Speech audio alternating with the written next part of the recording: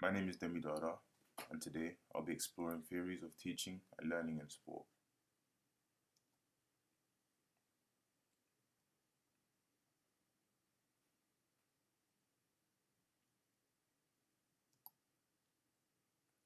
Classical conditioning. Classical conditioning is concerned with the stimulus-response bond. It is the idea that the performer does not make a conscious decision towards the stimulus since all the responses are automatic. Pavlov's dog is most commonly used to explain this. We have conditioned and unconditioned responses. An unconditioned response is an original or innate response, whereas a conditioned response is a response that is established by training or learning. Pavlov conducted an experiment where a whistle, which was the neutral stimulus, was blown whenever the dog was about to be fed. Initially, the dog would salivate at the sight or smell of the food, which was the unconditioned response. However, over time, the dog would salivate at the sound of the whistle, which was the conditioned response, even when the sight or smell of the food, which was the unconditional stimulus, was absent. This is because the dog attributed the whistle to being served food. It had been conditioned to expect food when the whistle was blown, so reacted when it heard it. Strictly speaking, classical conditioning only applies where the response is reflexive and without any conscious thought. Examples of such reflexes are blinking when a sudden movement threatens the face and turning away or jumping when a ball is thrown towards you. Reinforcement is necessary to strengthen the SR bond. Learning through set drills may be quick, but does not ensure the student understands the purpose of the movements or the possible integration with other similar skills. Classical conditioning suggests that our environment and experiences lead us to expect certain things and to react in certain ways to certain stimuli. For instance, 100-meter sprinters react to the sound of a starting pistol. However, a limitation is that classical conditioning underestimates the complexity of human behavior and information processing. For example, 100-meter sprinters will not react the same way to all sudden loud noises. Operant conditioning. Operant conditioning is a form of learning in which rewards and punishments are used to modify behavior. Skinner, in 1938, researched operant conditioning using experiments on rats. He introduced a learning method in which certain behaviors were reinforced or punished. This process can have both negative and positive outcomes. His aim was to find out if there was an association between a particular behavior and a consequence or a reward. Skinner's experiment involved placing a rat in a box. Within the box, there were two lights, red and green, and a lever. If the green light lit up, the rat would be able to push the lever and receive food as a reward. However, if the red light lit up and the rat pushed on the lever, it would receive an electric shock as a punishment.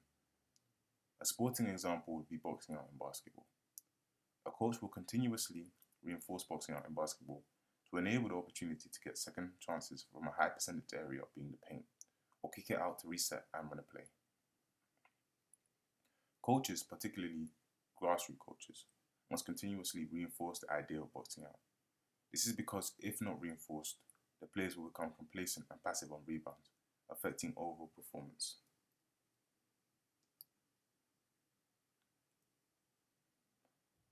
A limitation of operant conditioning is that once the reinforcement ends, so does the trained behavior.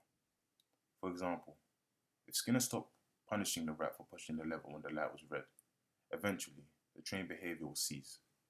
Another limitation is that the respondent may not know whether or not the action was correct, just that they will be rewarded.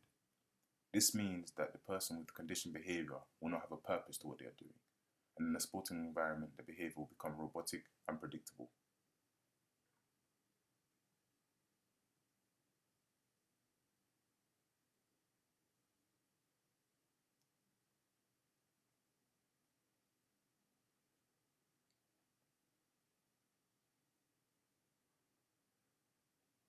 Thorndike's laws. An example of Thorndike's law of exercise is a snooker shot. A snooker shot cannot be reproduced or learnt through visual learning alone. A performer must attempt and practice the technique before being able to perform it. During this learning stage, Thorndike's law of effect becomes meaningful. If the person performs the skill correctly, rewarding their behavior increases the likelihood of them replicating it. For example, if the performer puts a ball in snooker successfully carrying out the shot, rewarding them with positive feedback can make them want to do it again. However, the quality of the snooker shot depends on how ready the performer is to perform it, which ties into Thorndike's law of readiness. For example, asking a beginner on snooker to add different types of spin to their shot whilst they are still trying to perfect the basics. The performer will not be ready to perform this yet, hence why when attempting the advanced skill, their likelihood of failure increases. However, if it were the other way round, being that the performer was more experienced, they would be ready to perform the advanced skill. Consequently, the likelihood of success increases and the probability of failure decreases. Cognitive theories. Cognitive theorists argue that the learner has a part to play in his or her own learning. Cognition refers to the mental action or process of acquiring knowledge and understanding through thought, experience, and the senses. The learner does not thoughtlessly respond to a stimulus, as asserted by classical conditioning theory. The cognitive theory asserts that learning results from drawing on information from relevant variables in order to gain an understanding of the whole picture. The three cognitive theories are the open loop, closed loop, and schema theory. Open loop theory. Open loop theory is concerned with sending information. It is used to control rapid discrete movements. According to the open loop theory, a decision is made to make a movement is made by the movement control center. All the necessary information is sent in one big chunk, movement commands, to the movement effectors, voluntary muscles. In the open loop theory, no conscious thought is involved in the execution of the skill, as the decisions have already been made in the brain. All information is sent in one message to the working muscles and the skill cannot be altered during execution. These apply to skills that are simple, well-learned, and have autonomous control. They are usually closed and self-paced skills such as a golf swing or throwing a dart. In a team sport such as basketball, shooting is a skill that uses the open feedback system. Once the shooting motion has begun, which is the input, and the process has begun, the performer is unable to alter the execution of the shot. This could be regarded as a limitation of the open loop theory.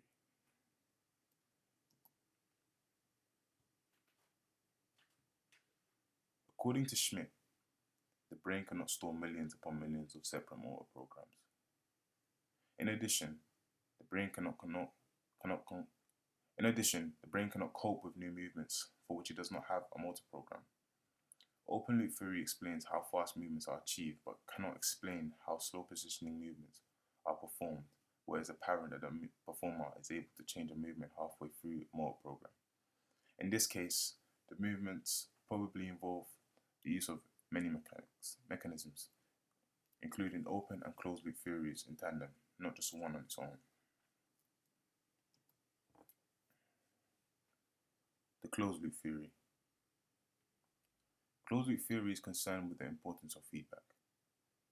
According to the closed loop theory, a decision to make a movement is made by the movement control center, but not all of the information necessary to make the movement is sent during the movement. The amount and type of information depends on the feedback received during the movement. Because of this, changes can be made during the movement.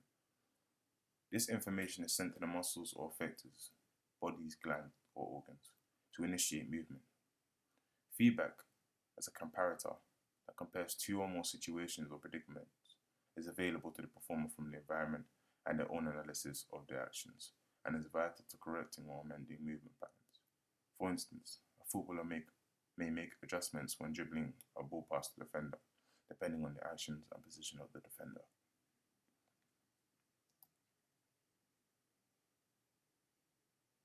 Here is an example of the closed loop theory in action.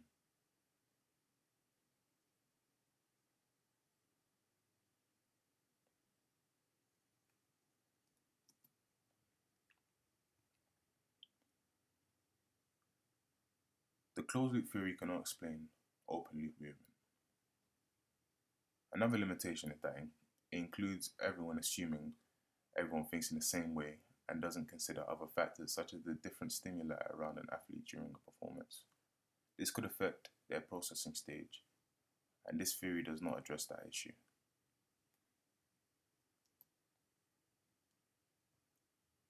Schema theory. Schema are rules that have been acquired from practice or experience that determine motor responses in a given situation. It is believed that there is a schema for each class of movement, and the success of any skill execution is dependent on the efficiency of the schema. Schmidt in 1975 suggests that the learning of skills came about by learning the following set of information. There are two types of schema: recall and recognition schema. Recall schema occurs before a movement skill is initiated and include the following, which the performer must know to build a schema. First is the knowledge of initial conditions. This refers to the situation and initial position. For example, the starting position when about to throw a javelin, i.e., javelin held above the head and ready to run forwards. It also includes response specifications. This refers to the pattern of movement required to perform a skill. For example, the various stages when throwing a javelin. Recognition schema occurs during and after the execution of the skill. To create a future response, the performer needs to know the sensory consequences. What was the result of the skill execution? For example, did the javelin achieve a distance over 50 meters? The performer also needs to know the response outcomes. How did the performer feel after the throw? Schema theory is useful because it goes some way toward explaining how performers can execute relatively new skills or tasks with some success.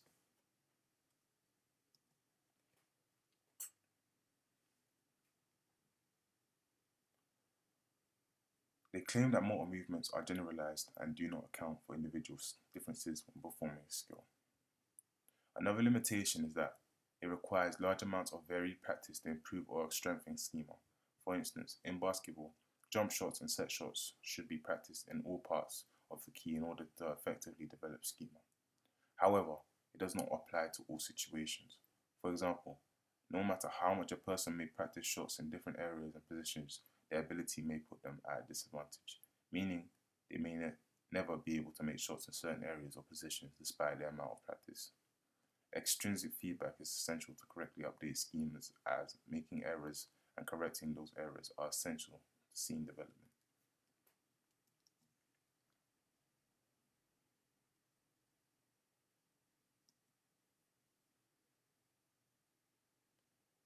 Phases of skill learning.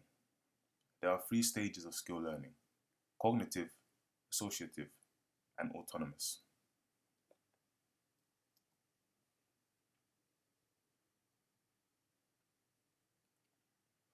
The cognitive stage. This is when a performer is an absolute beginner. Here the learner needs to know what to do. He or she needs to get a mental picture of the movement to be able to replicate it through visual learning. The teacher should make effective use of demonstrations, as visual information best helps the learner gain a good mental picture. The teacher should use verbal cues to highlight the correct sequencing of the movement. For example, the teacher says "now" to initiate the sequence of movement. Learners have a limited attention span, so instructions should be brief and to the point, as too much information could confuse the performer. Manual guidance may have to be used to support the learner and correct their movement. For example, when dunking, the performer must be able to jump using correct footwork to enable them to jump high and maintain their height in the air. This learning stage is usually done without the ball first to ensure the learner's thought remain on their technique and movement. Next, we have the associative stage, which is thought correction. Here, the learner has an overall picture of what is required but still makes mistakes. The learner needs to have an understanding of how to complete each stage of the movement. The learner may break a skill down into parts and practice each separately. Also, the teacher will use demonstrations to highlight the correct technique and timing, and use verbal feedback to correct faults. The learner will also need positive feedback to maintain the precise level of proficiency, but now they can rely more on intrinsic feedback alongside extrinsic feedback. For example, referring to the GIF, LeBron performs the basic techniques well but still misses the dunk. Although the performer may be able to perform the basic techniques well, they will continue to make some mistakes. Last is the autonomous stage, where performance becomes automatic. Now the learner knows how to complete the skill and can do with so with now the learner knows how to complete the skill and can do so with a great degree of competence. The learner no longer has to focus on performance and can perform it automatically. The learner has spare attention capacity and can now concentrate on other things, for example, tactics. The learner now can teach him or herself. The teacher can now use quite complicated verbal feedback since the learner is capable of understanding it. The learner can now also make full use of intrinsic feedback to make adjustments to their performance of a skill. For instance, referring to the GIF, Vince Carter performs the technique like it is second nature, and instead of thinking about his technique, he thinks about the flair he's going to add on to the dunk. In this case, it is a 360 windmill.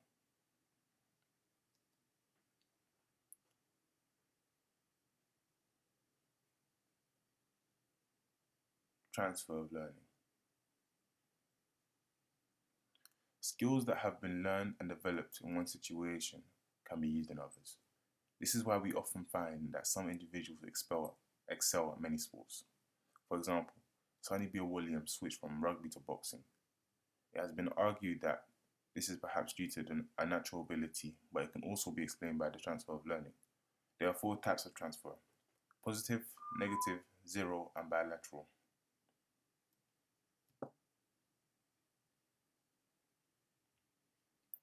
Positive transfers when 2 skills are similar. Becoming proficient at one skill makes the learning of the second skill easier. Prior learning promotes present learning. For example, a football goalkeeper may utilize their skill and knowledge of goal kicking to take penalty kicks in rugby. This links to the schema theory, as it is an example of building a schema of different motor programs to perform different skills easier. Negative transfer is the learning of one skill makes the learning of a second skill more difficult.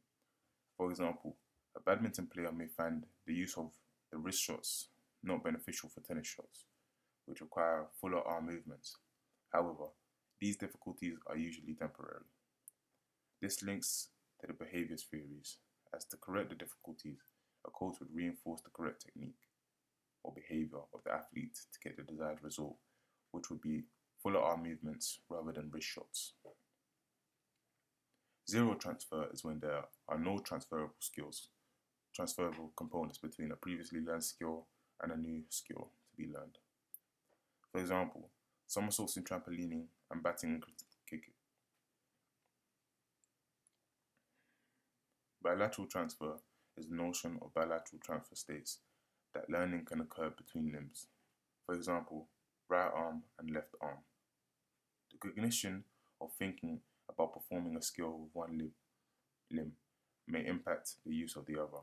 When learning a skill with the opposite limb, the performer does not have to start from scratch, but use their prior knowledge to replicate the skill with the opposite limb. How transfer occurs. Transfer skills can occur in several ways as follows: inter-task, intra-task, near transfer, and far transfer. Inter-task is when the learning and performance of a new skill influences the learning and performance of another new skill in a similar environment or sport. For instance, a tuck somersault may influence the learning of a pike somersault. Intra-task is the learning and performance of a skill in one environment or set of conditions has an impact on the learning and performance of a skill in one environment or set of conditions has a learning and performance of the same skill in a different environment or set of conditions. For example, a footballer may practice a direct free kick from a variety of distances from goal. Near transfers the learning and performance of skills between 2 similar environments or scenarios. For example, catching in netball and basketball. Conversely, far transfers the learning and performance of skills between 2 unrelated environments or scenarios. For example, a performer who understands wind conditions in sailing may be able to adjust a penalty kick in rugby during windy conditions.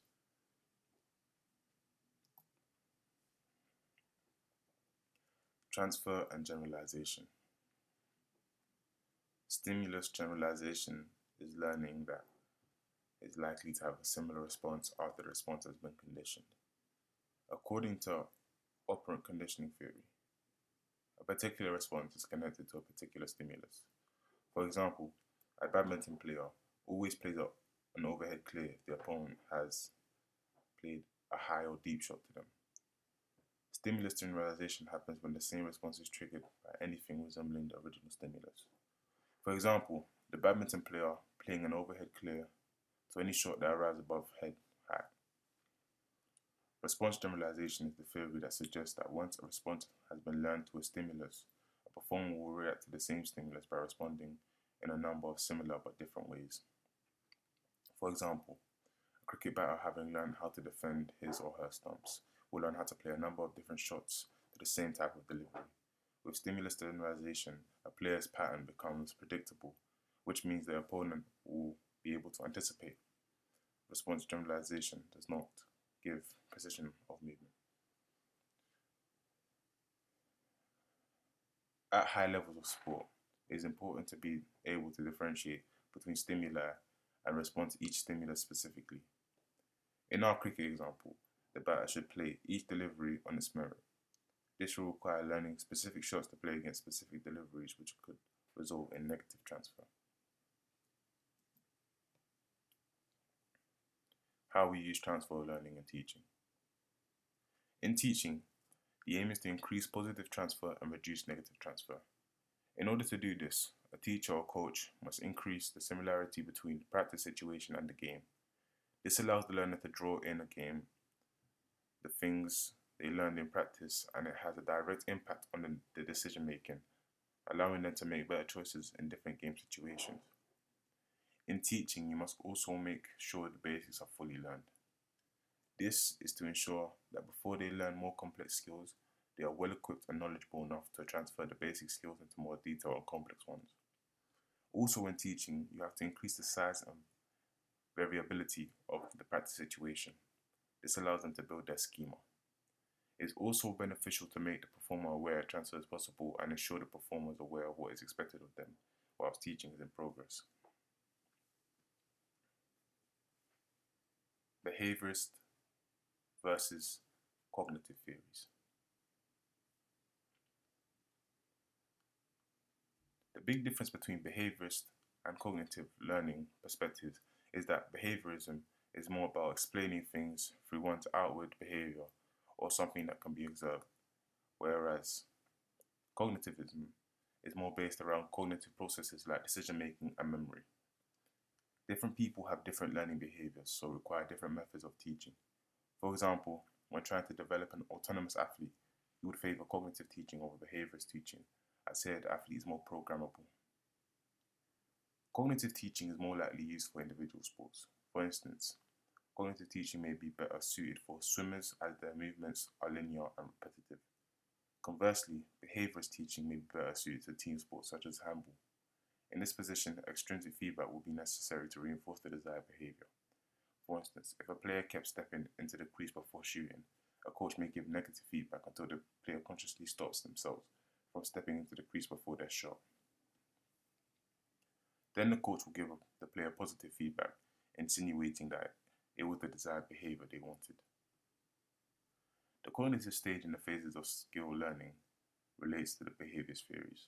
This is when an athlete is an absolute beginner, so they require a lot of guidance, external feedback, as they will make gross errors. In this stage, the incorrect responses, for example, bad technique is punished, and correct responses, for example, correct technique is rewarded. The associative stage in phases of skill learning relates to both the behaviorist and cognitive theories. This stage is essentially the link between these two theories, as on one side, you still require some external feedback to correct mistakes. However, the learner is now able to perform the skill to a degree and also start to make use of internal feedback to correct faults they are aware of themselves.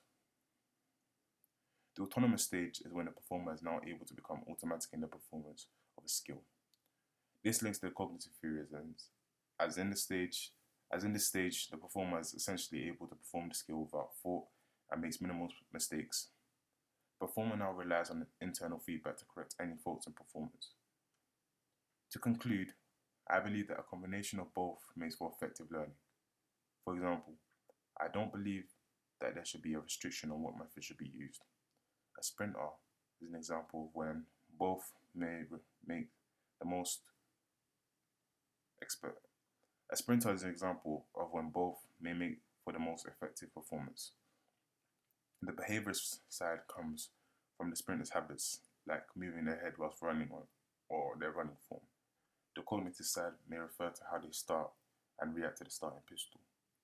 All in all, I believe a combination of both is better than either on its own.